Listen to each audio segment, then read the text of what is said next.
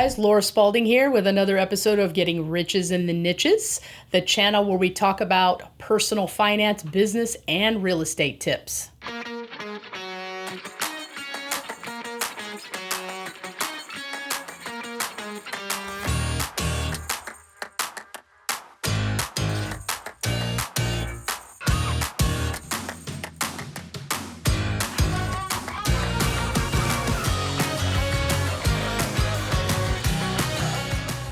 Today, we're going to talk about achieving financial independence. For some people, that seems like insurmountable, a big mountain that you can't climb. I can show you steps that you need to take to be able to achieve that.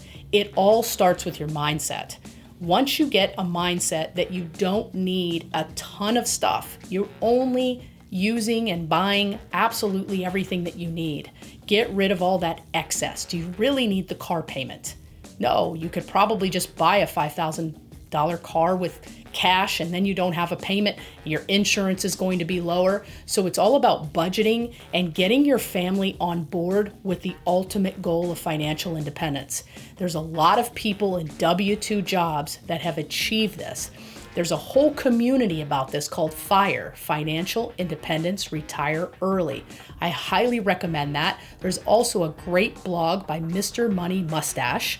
Fantastic blog on how to save money and live below your means so that you can achieve financial independence.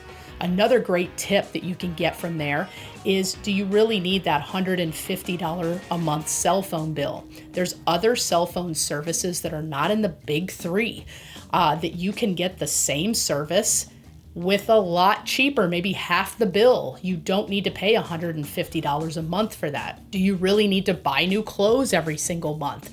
Do you need to shop at Whole Foods when you can shop at your local Aldi instead? There's a ton of different ways. It really results down to discipline. If you take your income and you put 15 to 20% of it aside, you can learn to live below your means and achieve that financial independence. I hope that tip helped.